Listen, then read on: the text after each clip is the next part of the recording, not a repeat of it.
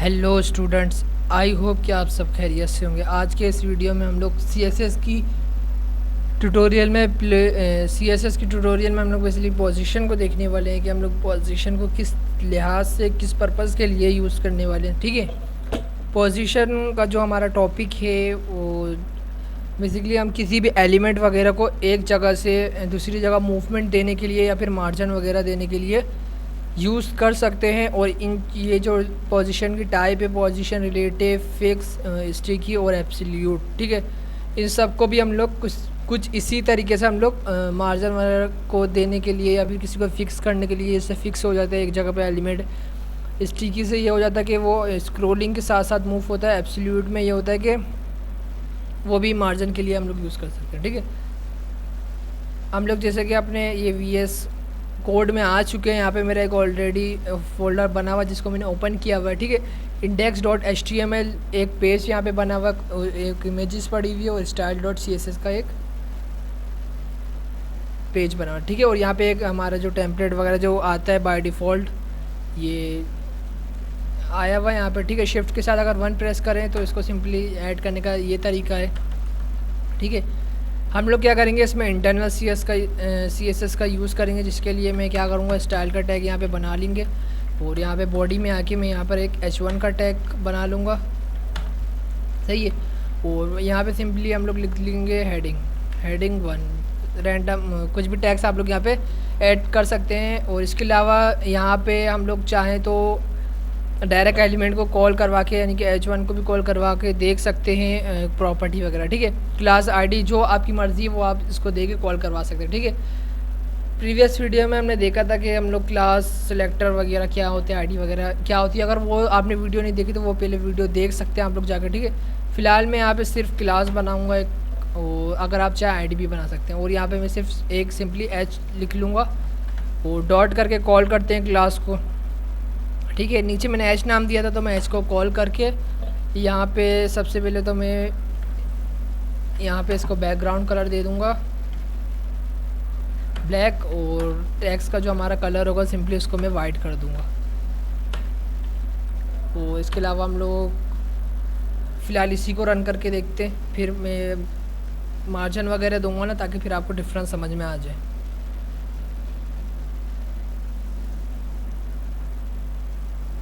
ठीक है, अभी जो हमारा हेडिंग 1 का जो हमने बनाया था उसको बैकग्राउंड ब्लैक दिया था, उसका टेक्स्ट कलर वाइट कर दिया था। अभी ये जो अपनी पोजीशन पे है वो हमने बनाया था। ठीक है, अब मैं क्या करने वाला हूँ, सबसे पहले हम लोग देखेंगे पोजीशन रिलेटिव। पोजीशन रिलेटिव में जैसे यहाँ पे बनाऊँगा तो जब भी पोजीशन रिलेटिव आप यहाँ पे बनाएंगे तो इसकी मदद से आप top to bottom, left to right, जहाँ पे भी आप अपनी मर्ज़ी से इसको मूव कर सकते हैं। ठीक है, टॉप से अगर मैं 100 पिक्सल मार्जिन दूँ, और टॉप के अलावा पहले इसको देख लेते हैं। ठीक है, तो ये 100 पिक्सल ऊपर आ चुका है। तो इसके अलावा आप लोग अगर बॉटम से चाहें तो बॉटम से भी दे सकते हैं। ठीक है, अभी मैंने टॉप से दिया हुआ है तो फ़िलहाल मैं यहाँ से लेफ़्ट से यूज़ करता हूँ। लेफ़्ट से हम लोग दे देते हैं यहाँ से 300 पिक्सल। तो रिफ़्रेश करने पे ये लेफ़्ट साइड से भी इधर मूव हो गया। इसके अलावा आप लोग अपनी मर्ज़ी से यहाँ से इसकी विड्थ भी सेट कर सकते हैं, अगर जो आप लोग इसके ऊपर प्रॉपर्टी वगैरह अप्लाई करना चाहें कर सकते हैं।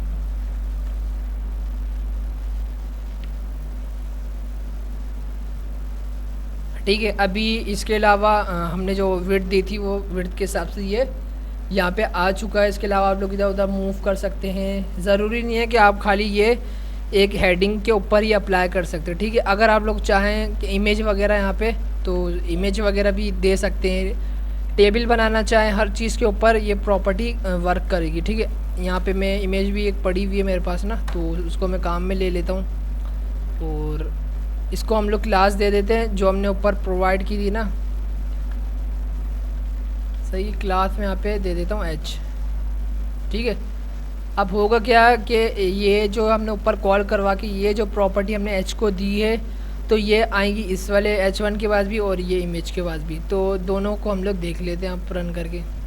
ठीक है, इसकी विड्थ भी ऊपर वाले की तरह होगा, और जो हमने राइट साइड से इसको मार्जिन दी थी और टॉप से जो 100 पिक्सल मार्जिन दी थी तो वो इस हिसाब से यहाँ पे आ चुकी है। ठीक है, इसके अलावा हम लोग पोजीशन रिलेटिव तो हमने देख लिया, अब हम लोग देख लेते हैं फिक्स का। ठीक है, अगर मैं इसको कर लूँ पोजीशन, यहाँ पे एब्सोल्यूट भी आ रहा है, रिलेटिव तो हम यूज़ कर चुके हैं। ठीक है, अभी हम लोग देख लेते हैं फिक्स, तो उसके बाद हम यहाँ पे रन करके देख लेते हैं।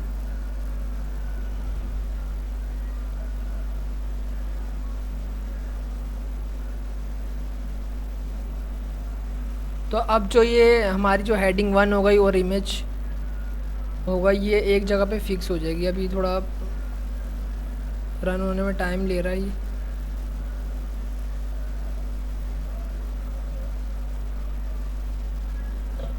तो ये देखिए, ये जो अब इमेज यहाँ पर हमने लिखी थी ये हो गई एक जगह पे फिक्स, और ये इमेज हमने यहाँ पे हमारे पास जो है ये जो हमने टेक्स्ट लिखा था ये भी यहाँ पे मौजूद है और यहाँ पे हमें नज़र नहीं आ रहा। ये बेसिकली इमेज के पीछे पड़ा हुआ है ये ना, फिक्स हो गई ना इमेज, तो ये इमेज के पीछे चले गया ये। तो अगर हम लोग देखें कि हमने यहाँ पर ये रहा हमारा टैग इमेज H1 का टैग ना, तो इसका ऊपर जब भी हम होवर करेंगे ना तो आप लेफ़्ट साइड से देख सकते हैं कि यहाँ पे H1 का टैग यहाँ पे इस जगह पे आपको शो हो रहा है, यानी कि ये इमेज के पीछे पड़ा हुआ। ठीक है, इसके बेसिकली जो होता है हमारा पोजीशन फिक्स होता है, वो इमेज को या फिर टैग्स को एक जगह पे फिक्स कर देता है, चाहे आप लोग फिर स्क्रॉलिंग करें या ना करें। इसके अलावा मैं आपको यहाँ पर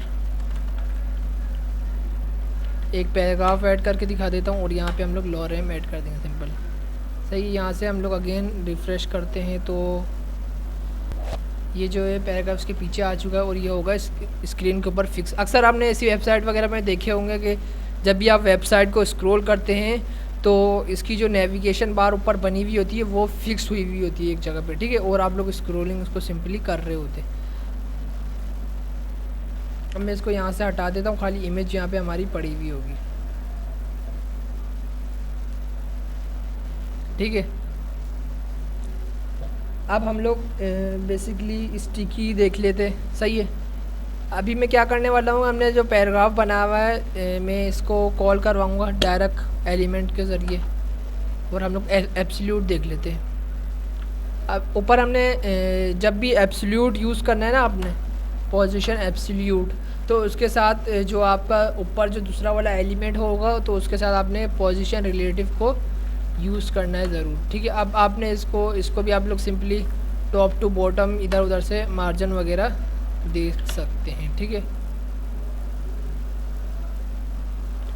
तो ये जो है हमारा जो है टैग्स जो अभी पीछे पड़ा हुआ था इसके, तो ये फ्रंट के ऊपर आ गया, और जो हमने 100 पिक्सल यहाँ से मार्जिन दिए तो ये ऊपर से मार्जिन होके नीचे आ चुका। ठीक है, बेसिकली जो है एब्सोल्यूट पोजीशन एब्सोल्यूट और पोजीशन रिलेटिव ना एक ही तरीके से काम करता है, बस थोड़ा बहुत उसमें फ़र्क होता है। ठीक है, अब हमारा रह गया एक स्टिकी। सही है, स्टिकी जो होता है बेसिकली वो हमारा